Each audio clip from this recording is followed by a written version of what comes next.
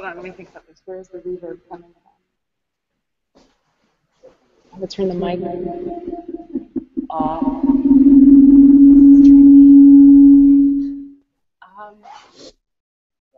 Okay, I've got an idea. Plug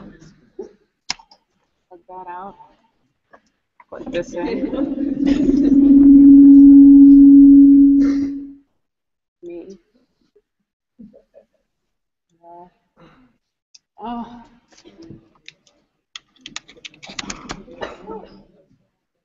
Okay, first of all, we definitely don't need that doing that anymore. Okay, you know what?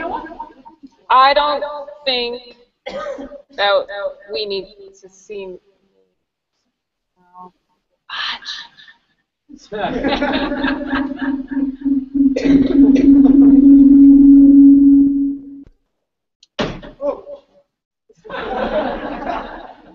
Okay. I think that's better. That's better. That's totally better. Okay. All right. I think. Oh wait, no, I want to switch this one. Let's do this. All right. It's good now. Hey, DJ. Hey, what's up? Awesome. Okay. So first of all, I'm just going to lower this for a minute until he starts talking. So first of all, I would like to introduce DJ Summer. We have about 15, 20 minutes. We have about 15, 20 minutes, and he's going to tell us about what he does. He is currently, I'll put this back on. He is currently a staff reporter at the Alaska Journal of Commerce, focusing on local industry as well as marijuana legalization. And he earned his bachelor's in mass communication from University of Utah and a master's in magazine, newspaper, and online journalism here at Newhouse. He graduated last year, and he's awesome. He's also TA for this class, so I hope you enjoyed. Coming back to class. So it's good to be here. We're going to jump right into it. I'm going to turn this on. All right. Okay, so I'm going to mute. When I'm not talking, I'm going to mute it. Okay? Okay. That will solve this problem for the time being. So first of all, can you tell us what you do and what you do on a daily basis and why you do it? Yeah. Fishing industry and marijuana industry reporter for the Alaska Journal of Commerce, and on a daily basis, that usually means I am calling up industry sources. I'm calling up all the sources that I know, asking them what's new in the world and what they're most afraid of and what they're most excited for, and I'm combing for press releases to see whether or not there's any new movement, any new commercial industry movement, or whether or not any of our local statesmen, our local politicians have some new take on a particular occurrence. And then the rest of the time I'm marking down my schedule to see which things happen when and writing in between. Hello? Okay. Can you hear me? I can hear you, yeah. Sweet. Okay. So, actually, because we were kind of in a rush for the topics of the day, can you talk a little bit about your impressions of PR? So, how do you find the stories that you want to talk about? And how do you find the stories that you want to talk about, and how do you unpack those issues? That's a great question, because a lot of what I do is with public relations agents. A lot of what I do is deal with public relations agents, and I was actually jotting down some notes just in case you asked me about something. So PR's job is to present a really carefully crafted narrative around a particular circumstance or around a particular person. They're trying to present the best face forward possible. And my job is almost the opposite. My job is to make sure that whatever PR narrative that's being presented, the best face forward, is being properly examined. That I have, that I'm looking at what PR is telling me and trying to evaluate it from an objective standpoint of, okay, I can't even think about whether or not they're telling me the truth. And then sometimes the PR angle comes out and it's exactly the truth, and they're telling you the truth, and sometimes it's not quite the case. So PR will get very upset when you actually don't follow the narrative that they've crafted for you. I've got an example as related to the commercial fishing industry. There's a lot that comes out of PR that will be brought onto my desk, and I'll say, okay, well, let's go cover this. There is a ballot initiative out right now that would ban an entire gear type for commercial fishermen in Alaska, and the PR slant that was given to me about that particular setnet ban initiative was that they were going to save king salmon. It was a conservation angle. They're putting this ballot initiative in there in order to conserve the resource. It was very heavily conservation minded. And when I actually dug into it, turns out that the industry heads behind that particular ballot initiative have been trying to ban that since before it was even a conservation initiative at all. They're on record as saying they simply just don't want there to be a commercial fishing industry in that part of Alaska anymore. They represent the guided angler industry, which is always at odds with the commercial fishing industry in that area.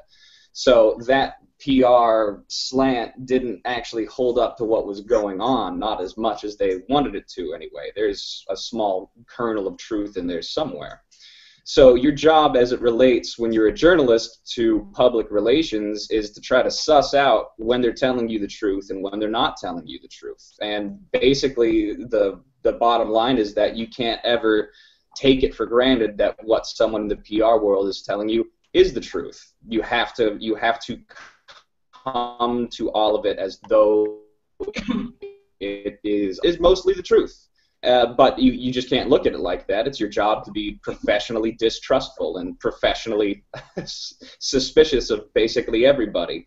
And that's how you uncover. It's worth it that 90% of the time when when they're telling you the truth, and that's great. And then that 10% of the time when they're not telling you the truth, you better have been distrustful in the first place and caught them in dispensing a narrative that doesn't hold up to standards of truth.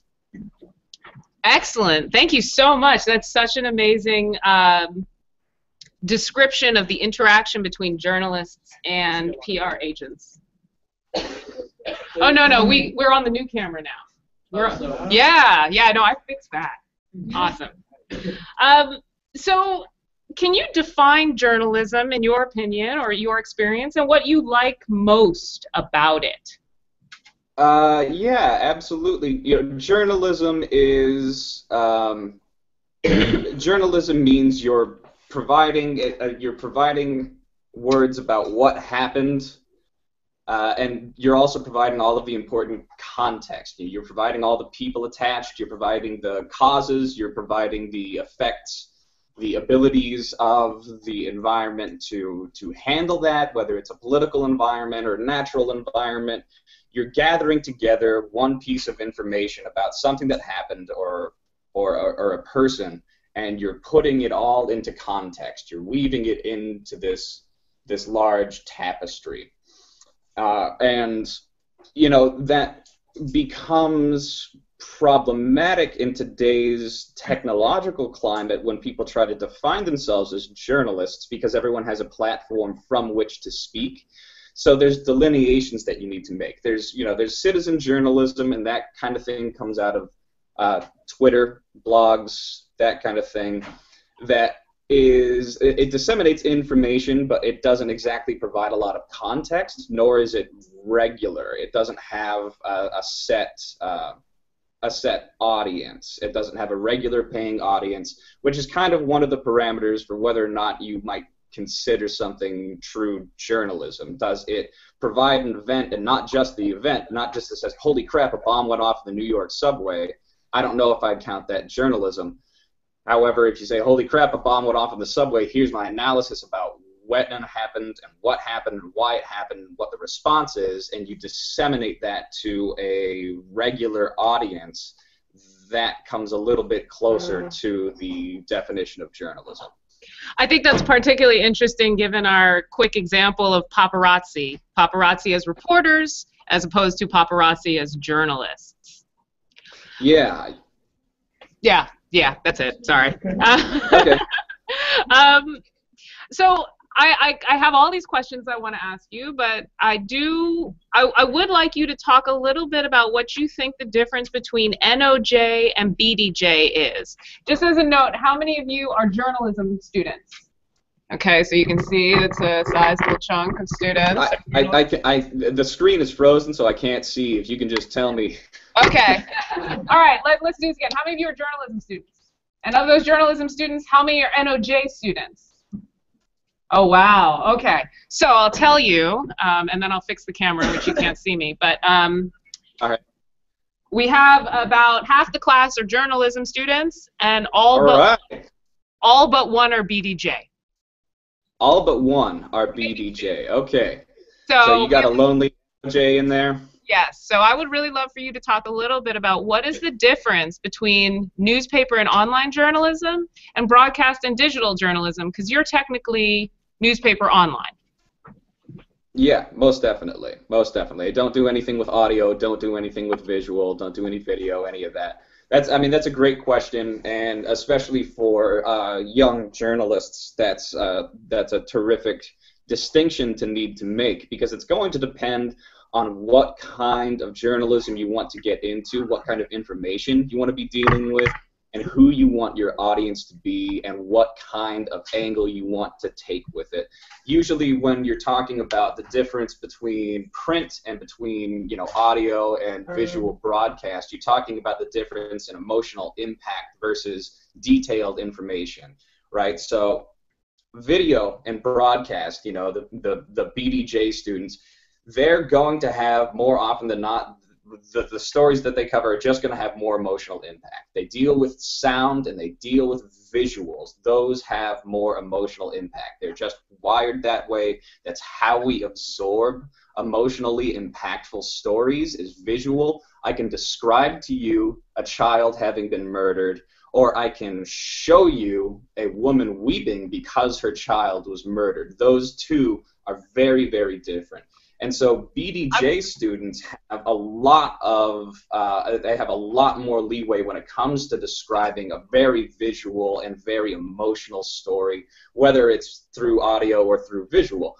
However, even though a picture is worth 1,000 words in sheer density, the language can't be as precise when you're talking about visuals, and people don't quite absorb the same density of information the same way. So if you want to write about something that's highly complex and depends on a lot of verbiage to get through it and explain to people what a really complex situation is, then you're going to want to go with print, because you can absorb those numbers at your leisure. You can absorb all of the context at your leisure. There's more information that can be given more precisely in print than in video or in audio. And the best journalistic operations will try to blend them all. Like Charisse has y'all watch the PBS NewsHour, and that will usually blend them. That'll have a video component, and then you can get the emotional impact, and you can see the, if it's a highly visually engaging story, you can see that. But it also has a print rundown as well, so you can get the information that you wouldn't really otherwise absorb if it were given to you in a visual format or an audio format. So, go ahead.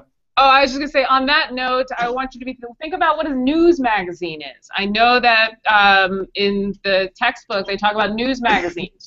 We think about things like not 2020, that's a little bit trashier, 60 Minutes. When we think about 60 Minutes, right, they're taking 20 minutes to unpack an entire news story. That is indicative of magazine and newspaper and online journalism, not a BDJ, which tends to be a bit more 30-minute or 30-second segments, 2-minute segments, right? So it's just an example of how the trends of magazine and newspaper are being embraced in other disciplines and other formats as well.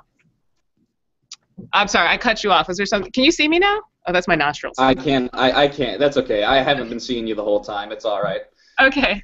Was there something else you wanted to add about NOJ and BDJ? Just this, in summary, the difference between NOJ and BDJ is the difference between, maybe doing a really awesome sports piece or a really great expose on the life of homeless children. Like that's the kind of thing that you can get to and get the public awareness more with a BDJ story, because that emotional impact is going to be heavier. It's just going to be a bigger emotional impact if that's what you're looking to get out of a story.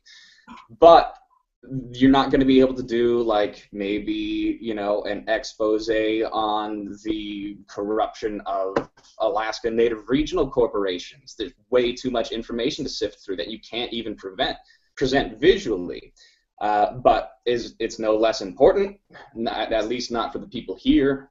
So, I mean, you need both to function, and you're just going to have to decide whether or not you prefer to deal with one type of information or another, with one type of audience or another. Awesome. Okay, so we have about 5 minutes left. I do want to ask, and I apologize for rushing you, so I might have to have you come back, but you and I talked a little bit about the paper that they are assigned, right? That they have to track 3 outlets and follow how each of those outlets tracks a candidate or covers a candidate, and then describe, compare, and contrast how different outlets present that candidate thusly. On that note, what are some of the current outlets you're following, and what are some of the things that you're noticing with candidates and outlet differences as a journalist? Okay, great question. That's a good paper. It's like a dissertation almost. But I follow a couple different national outlets. I follow basically everything local news here in Alaska. But a couple different national outlets in particular. I follow Politico, I follow Wall Street Journal, I used to follow New York Times when I was still at Syracuse, which is an excellent resource, but it gets a little bit expensive when you're not going to Syracuse and you don't get that student deal anymore, so I cut that right out of my media diet. But the 2 big ones that I focus on usually are Politico and the Wall Street Journal. Now, those are 2 separate audiences. They cover the same information, they cover the same happenings, but they're 2 different audiences. For one, Politico does not have a print version, at least to the best of my knowledge. They used to have a magazine, but I don't believe that they print anything anymore. Wall Street Journal is both online and in print version, but the main difference is the difference in audience. Politico is geared towards Beltway insiders, political junkies, policy wonks, people who care deeply not only about what happens in politics, but about its inherent political value, which is different than, say, the Wall Street Journal. Wall Street Journal is very industry-driven. It's the business journal, and they're going to take on most issues whatever angle they can to illuminate how that given story affects industry more than it just affects itself. So, for example, in coverage of Hillary Clinton, Hillary Clinton came out against the XL Keystone pipeline recently, and they're going to have different kinds of coverage between the Wall Street Journal and Politico, just on that one political happening by Hillary Rodham Clinton. She says, no, I don't support the XL Keystone Pipeline. Wall Street Journal, because they're business driven, that's their audience. What their audience is going to want to know about is industry. So they're going to cover the likely impact of trade between here and Canada, what the likely impact is going to be for petroleum, what kind of industry support Hillary Clinton is going to get because of coming out like that, and how it's going to affect industry standards. Politico will take the same story and they will cover it from a purely political angle. They'll talk about how that is going to color her political chances of actually winning the 2016 election, what it makes, how it makes people view her from just a purely political process. Actually, a couple days ago, one of their columnists, Jack Schaefer, wrote a column about how the Keystone XL pipeline opposition by Hillary Clinton was really indicative of an entire stream of thought for her, because every time she does something and people call her out on it, she calls it a distraction, and how that's indicative of an entire political process with her public relations campaign, where if you talk about something that she doesn't want to talk about because it makes her look bad, she'll call it a distraction and then move on. So they're talking about it from a very political, policy first, nuts and bolts kind of angle, and that's going to just be different from audience to audience and media outlet to media outlet. Excellent. So in our very last 30 seconds, I would like you to give a few words of advice to budding journalists. Literally our last 30 seconds. The best advice that I can give to any budding journalist is, I touched on this earlier, is don't believe what people tell you. For one, about the journalism industry, there are jobs out there, okay? There are jobs out there. The industry is not dying. The industry is just changing, and it's scary and it's kind of hectic, but it's okay. You're gonna find a job. The second thing is, don't trust things. Don't trust PR. Don't trust. That's the best advice that you can take. You need to find out the angle for yourself. Your job is to be professionally distrustful on behalf of everybody else, so that you can get to what actually happens with a clear mind. And so those are, don't trust it when people say you're not going to find a job. There are jobs. You're going to be okay. 2, don't trust anything else that people say, because it's your job to treat them all like liars until you find out otherwise. Thank you so much. I'm sorry that we didn't get to student questions, but if it's okay, if they have questions, they can reach out to you? Email them. Awesome. Yeah, absolutely. I'll be in touch. Cool. Thank you. You all. Have a good one.